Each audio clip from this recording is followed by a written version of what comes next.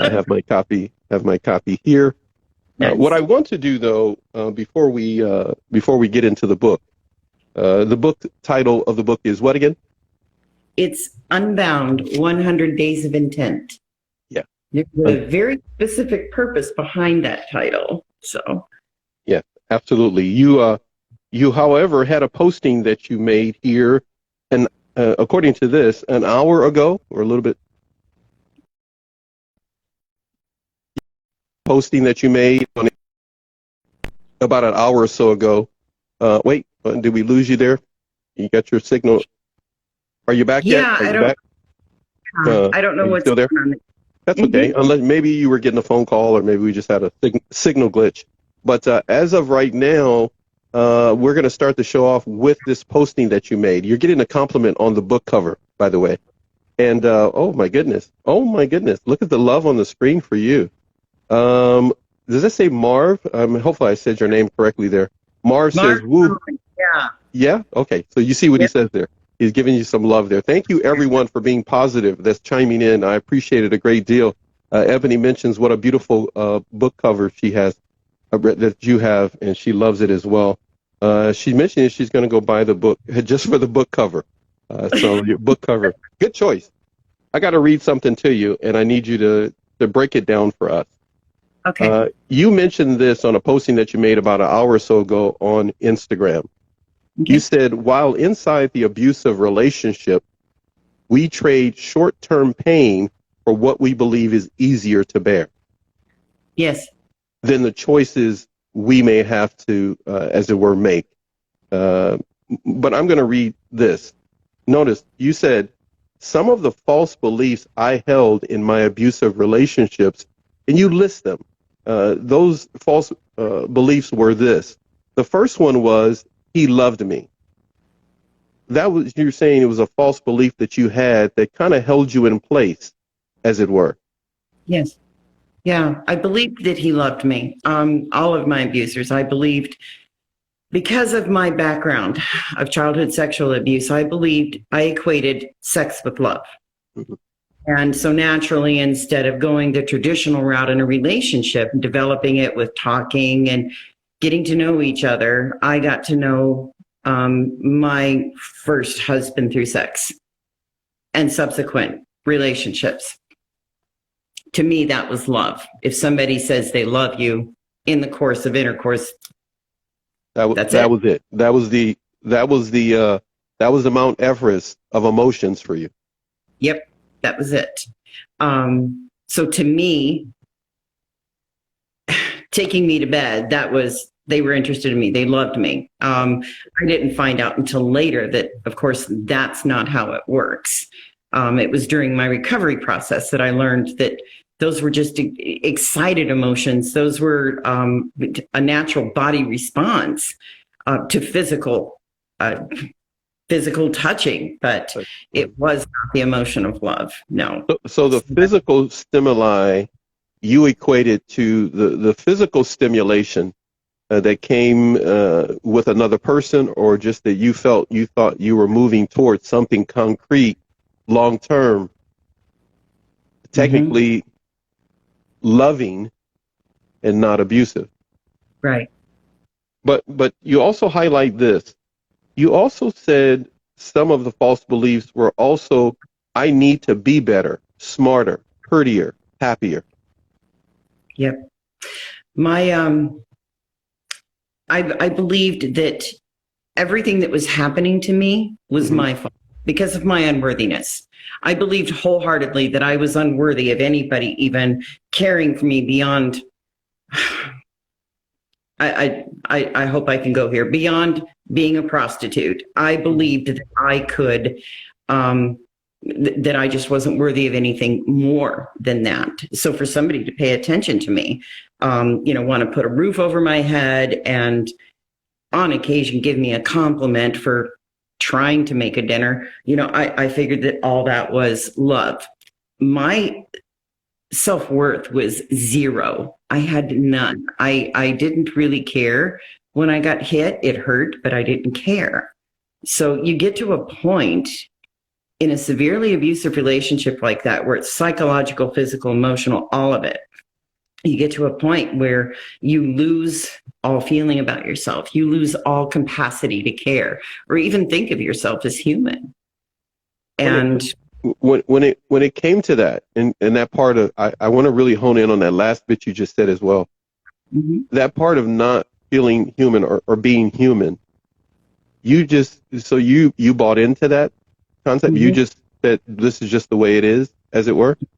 Yep. I told myself that this is my life. This is how life is. And when when you live that experience every single day, you come to believe it. It becomes fact for you. That's where it came into that confirmation bias. It's because it's fact. I live it every day. I see it every day. And so it must be true. And then when you have your parents telling you, you made your bed, you lie in it. Well, okay, they're my parents. Who am I to discount what it is they're telling me? Mm-hmm. So I stayed with it, and it became your lifestyle. Then I'm not gonna give the entire book away, everybody, just in case you're wondering. We're talking about it and some other things, but the book is going to make it clear exactly what we're driving toward and what we're driving in this discussion. But you're right. Trauma becomes a lifestyle. Yeah, that's what I really want to talk about also. The trauma becoming the lifestyle for you, mm-hmm. because you had a handler, a keeper, a pimp, as you know. So that became the lifestyle. So your emotional lifestyle was what then? If you had to describe your emotional lifestyle, how would you describe that? That's very hard to articulate because numb doesn't even describe it. Wow. It was, I can't say there were no emotions because I felt emotions such as anger on occasion, fear, disgust, concepts of contempt. But when it came to an emotion for myself, there was no love, which made it really difficult going into my children. It made it really difficult to give them the nurturing and affection that they needed, which perpetuated generational trauma. So the lifestyle that you had as a part of your very existence, you started to see it trickle into being the lifestyle or affect the life of your children? Yeah, not until later. I became aware of the effects of the abuse on them when I first learned of their sexual abuse, what was going on with them. The same thing that was happening to me was now happening to them. Mm-hmm. Through the same person, the same abuser. The same person, right? Through the same abuser was now mm-hmm. abusing the children after years of abusing you. Now that's discussed in the book, correct? Mm-hmm. Yeah. Okay. So when it comes to, you wrote this down as well. Some of the beliefs that you held about your abusive relationship was also that you deserve to be punished. Oh, yeah. See, I carried this idea even after I ran away from home. I ran away from home when I was 16-ish. And I carried the idea that somehow or another, I must have done something in my childhood to deserve everything that was happening to me. I was bad. Therefore, I need to be punished. And so whenever my ex-husband became upset with me, I took it on myself, whether or not I didn't understand at that point that this was his own anger, that he's projecting his own issues out onto me. I wasn't clear on that. I didn't know. Mm-hmm. So I just assumed it must be something I did, or if my children did something wrong and angered him, he would take it out on me or them. And there again, I'm still thinking, well, I must have done something wrong. I must be the bad one.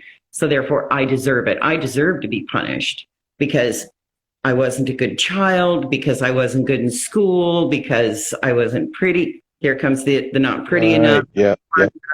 Because I let my weight go. Any number of reasons that I could find to justify why this was happening other than blame him. You came up with a list probably, huh? I mean, we've never talked about this, but I'm just asking right now.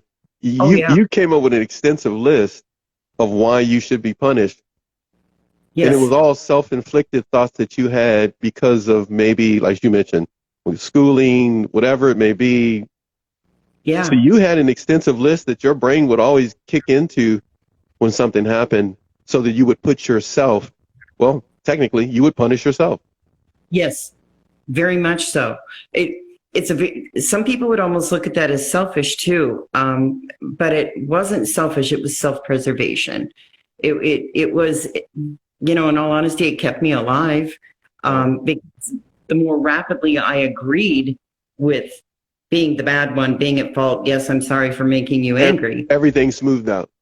There you go. Peace would ensue, but in actuality, there was turmoil inside of you. Yes. You also wrote this on this post that you had on Instagram today. You said, "I can't survive on my own." That was one of the false beliefs in an abusive relationship that you had to overcome. That was one of the, oh man, that one was huge. What I would do is during the duration of being, whatever abuse is occurring, no matter what kind it is, it's usually momentary, it only a few minutes. And after that, during that time, you're frantic. You really can't think. You either disassociate or you detach, you separate from yourself. Then when it's over and you start to think about, well, maybe I should leave. Maybe I shouldn't be doing this. Maybe. But then you go, no, wait. What are you going to do? What are you going to do for food? What are you going to do for housing? And here comes the negative beliefs. Okay. You're fat, you're dumb, you're worthless. Yep. Nobody's going to love you. Yep. You're just unintelligent. You're unskilled, all the way down that list. Yeah. And I start using all of those things as justifications and reasons. And then I would tell myself, well, it's not so bad. The pain is only temporary. The wounds heal. Maybe if I would just be better, maybe if I would just try harder. There again, putting myself on the back burner to try and make peace and soothe things over. And the whole thing would just start over and over and over.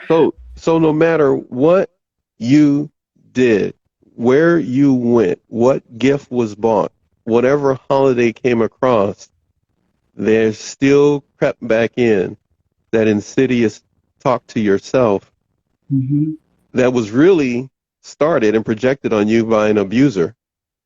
Yes. And it just kept going. And you just kept sinking down that hole. Go ahead. My first abusers, honestly, my first abuser was my father. My second abuser was was my bio mom. But in all honesty, I learned later, that's a whole part of the second book. In all honesty, she did hers unconsciously because she was also part of the abuse that I was receiving. I didn't know that until later. My stepmother, however, and I didn't understand this until just recently, how narcissistic she actually was. She was very instrumental in belittling and lowering my self-confidence no matter how hard I tried. And of course, who was I going to tell about my father? Nobody. Right. Nobody. Right. So when I ran, I carried all those false beliefs with me. Yeah. But at that time, they were true to me. Now they're false. But at the time, now they're false. They were true back then, but yes. At least in your mind, you wanted to get out of that environment that you knew was not working for you, but yet you didn't even have a clue that you were taking that garbage from them with you in your backpack as you're running away. None. And that's not a what clue. That is what I do now. Man. I'm sorry, but that is just like, man, it's amazing how we as human beings can end up biologically entering an environment, being born into an environment is a better way to say it than what I just said. We're born into an environment that is toxic. But look where you are right now. Yes. Look where you are right now. I love seeing you smile. I love seeing you smile. You just make me smile when you smile. And it's a real smile. It's a smile. Yes, I know. I can tell. It's a smile of self-love that I can.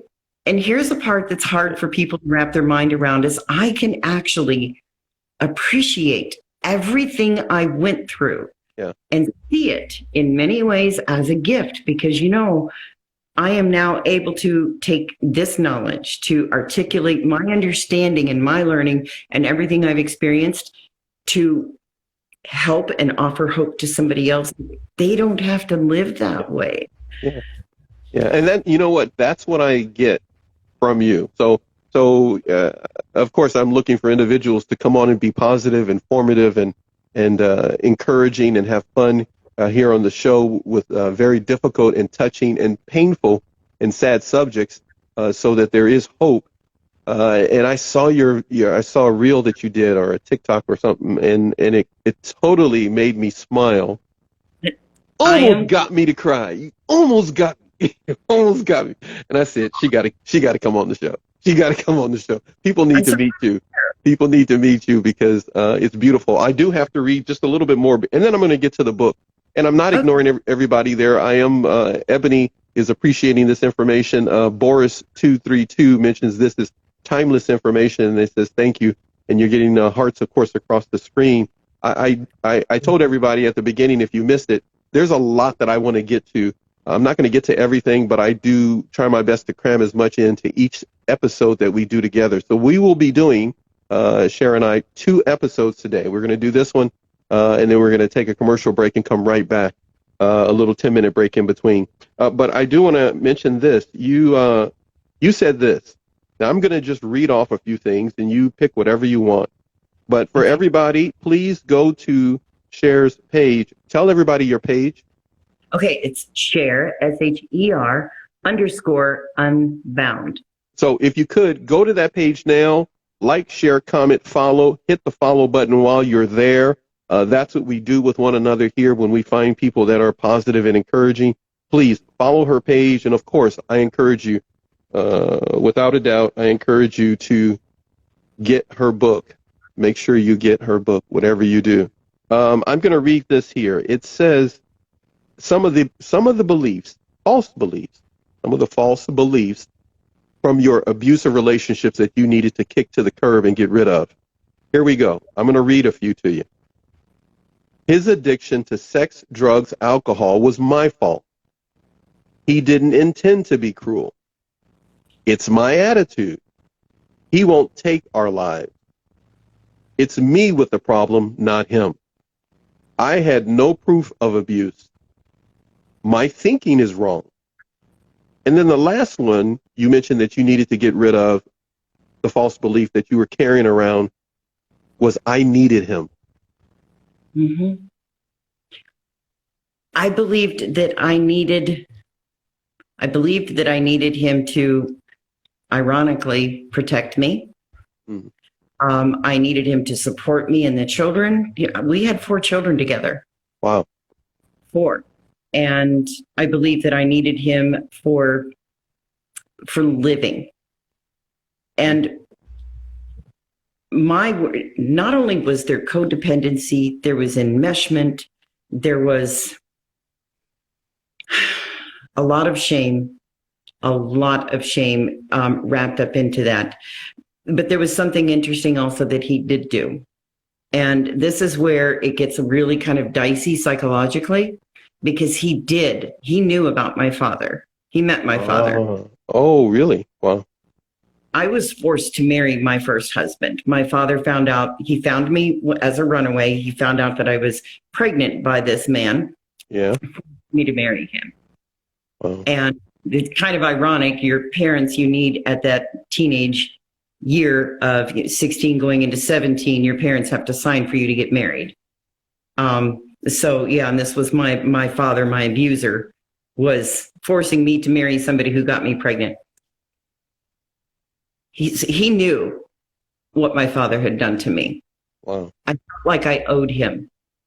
Because I felt like he rescued me from that situation. From your dad. He rescued you in your mind as a young girl. You're thinking, well, this guy actually gets me, and he rescued me from this person who abused me. So I feel you felt emotionally or whatever, you felt obligated. Yeah, I felt obligated. I felt like I owed him. I felt like I owed him my life in many ways.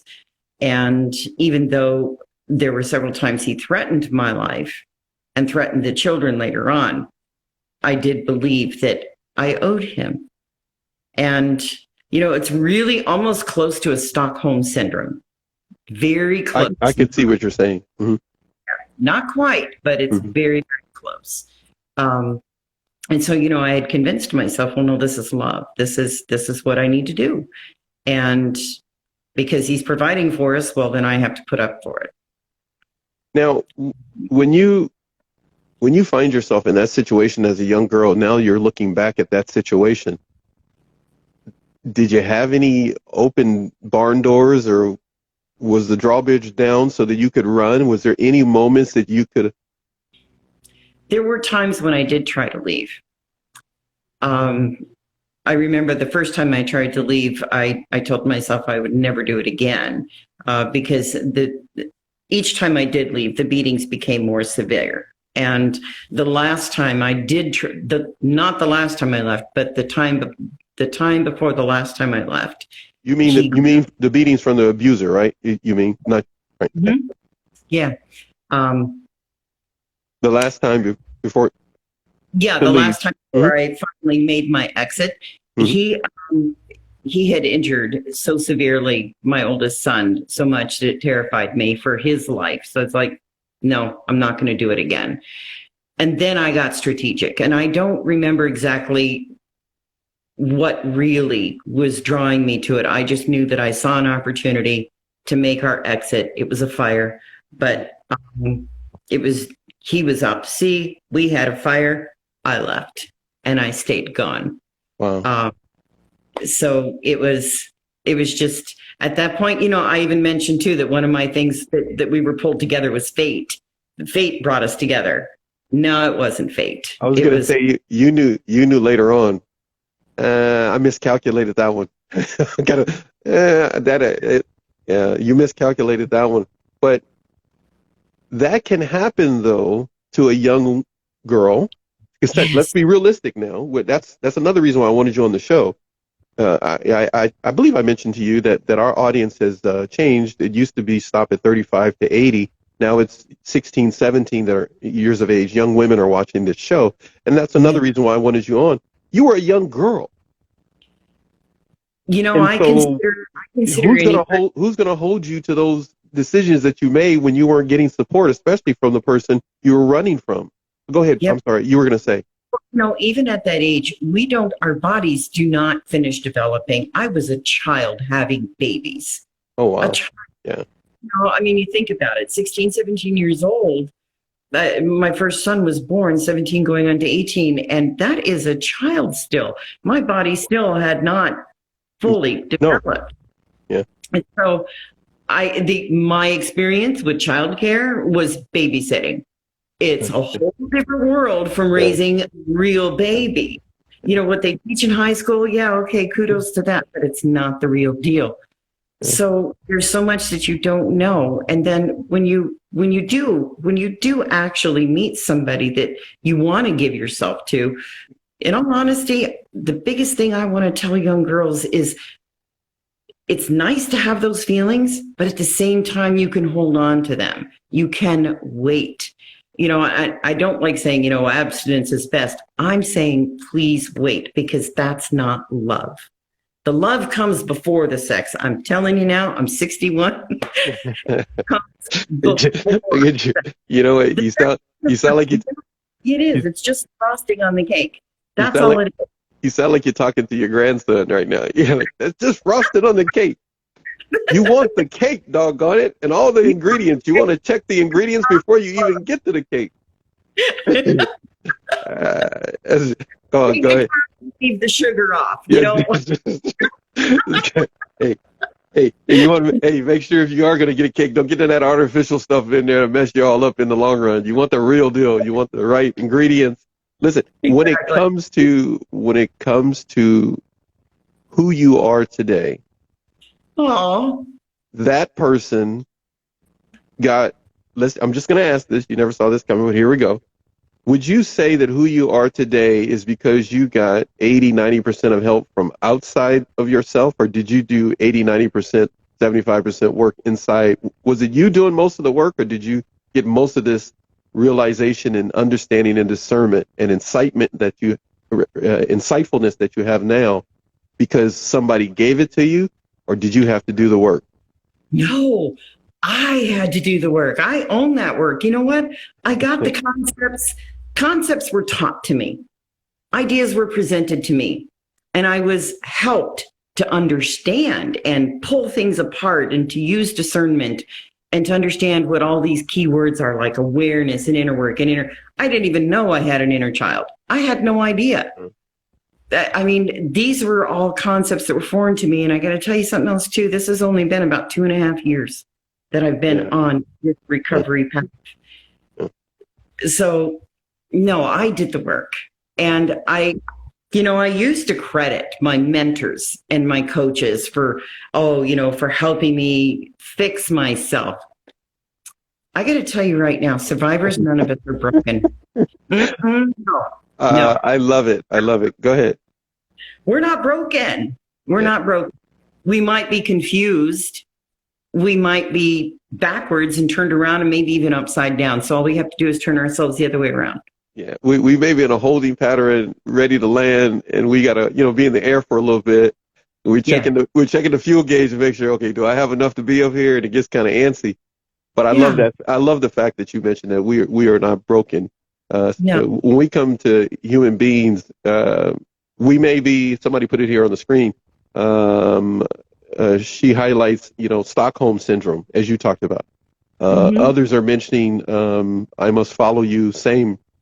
Pregnant at 17. That's from Ann, one of our loyal followers who support the show. Ebony Jewel, others are connecting with you and what you're saying. I'm going to pull the screen down here so I can read the rest here. Others, of course, Marv is supporting you in saying that he's even read the book. He loves your heartfelt story. And Pack Coach is here as well, mentioning that they appreciate you and what you're saying. What you're talking about is powerful because it is a self-generated recovery. Yes, that's it. Self-healing. I love that word, self-generated recovery. I always used to call it self-healing.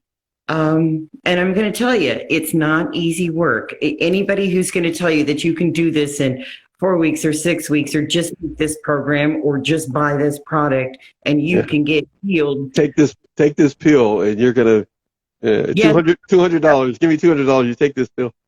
You got to get the shovel. You got to get the shovel and the pickaxe out. You got to start, you start cutting the hatchet to cut away the brush.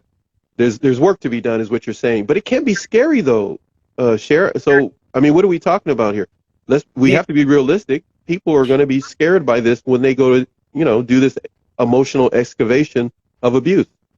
There's different processes that you can follow. Number one, always have support. Never, okay. I'm going to tell you right now, don't do it alone. Have some support, whether it's a trusted friend, whether it's, online communities, which there's so many of them and they're beautiful. Just be discerning about which ones you get into. Do your homework on that. But as far as like doing the work for yourself, it can be scary, especially if you're doing shadow work. Journaling is obviously I wrote a book. I was going to say, isn't that how maybe this appeared? Yes, it is. Is that how this? Yep. Okay, all right. I'm just asking. Okay, go ahead. Exactly. And a lot of journal prompts, honestly, a lot of the prompts came from questions that I was either asked or asked myself during a big part of the process. And to be honest, how this book came about was I shared in a community. I was terrified to share my story, any part of it. And I shared a very small story about the sparrow. It's one of the chapters. It's called The Sparrow. And I shared a very small part of that story, which was my enormous emotional breakdown. I had a psychological break. My children were 4. I was living in Nebraska, and I started crying, and I could not stop crying at all. Well, what had happened was I shared that story in this community, and then I was encouraged to write more.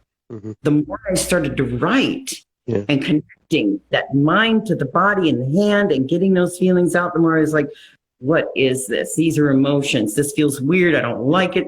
There was some resistance. And there's this whole push-pull thing that you go through in your journaling, but at the same time, you're bringing everything up and out that needs to come out. The more I wrote, the more I got encouraged. Sherry, you need to write your story. This needs to be heard. A lot of people have their trauma stories out there, and I tried not to write it as a trauma story. What I tried to do instead was give an opportunity for people to reflect on these stories that I shared. Not all of my stories are in there. There's some that are just too graphic to share. So I put prompts, and then at the back of the book, there's a whole bunch of intentions for people to try and pull from. So, Yeah, I got it. You tried to prompt me. You tried to prompt me and send me a message.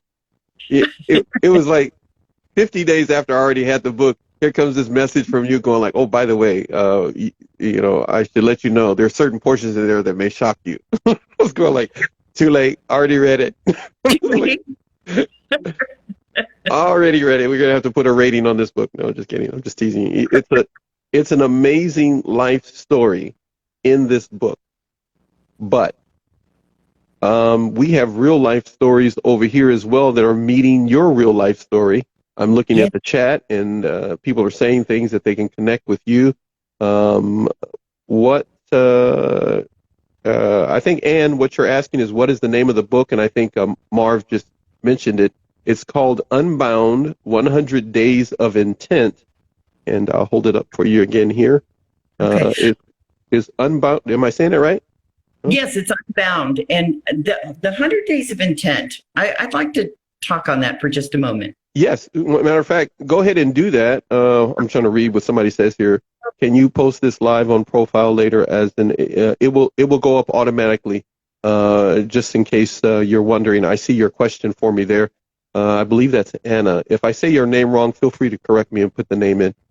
Why don't you go ahead and tell us about that, the 100 Days of Intent, and then we're going to take a commercial break and be right back because I'm going to start reading some from the book and for you to explain some of the incidents that you highlight in the book. But go ahead. You were going to say.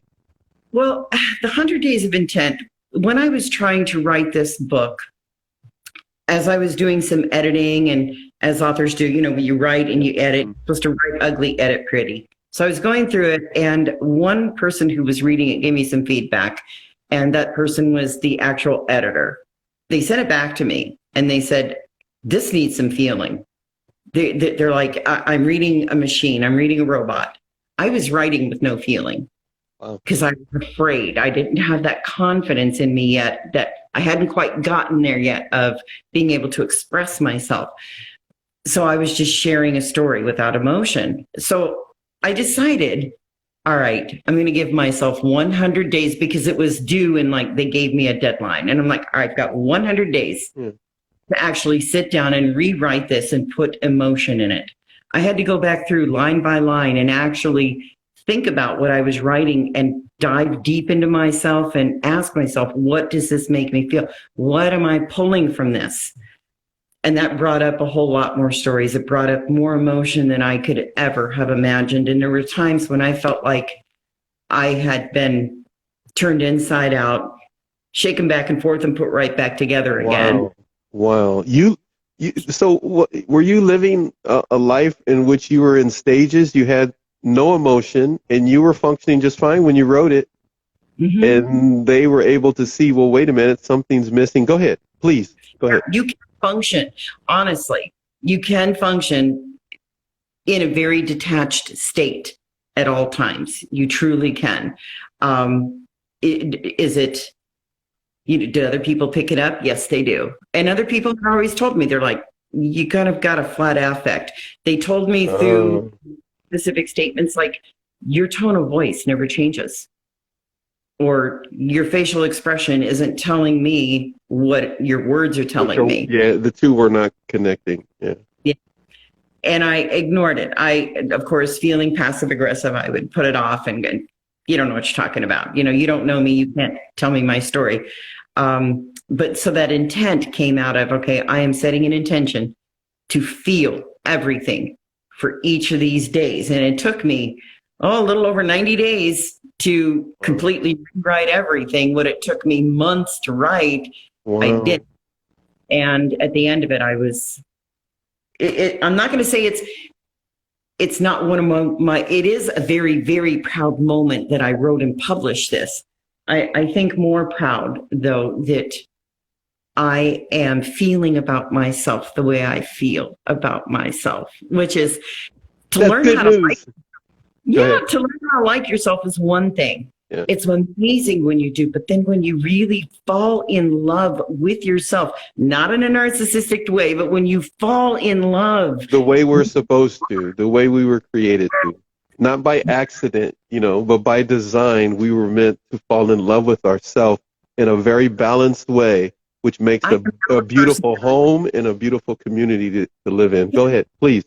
I'm now the person that I was born to be. Oh, that's nice. I was shaped to be.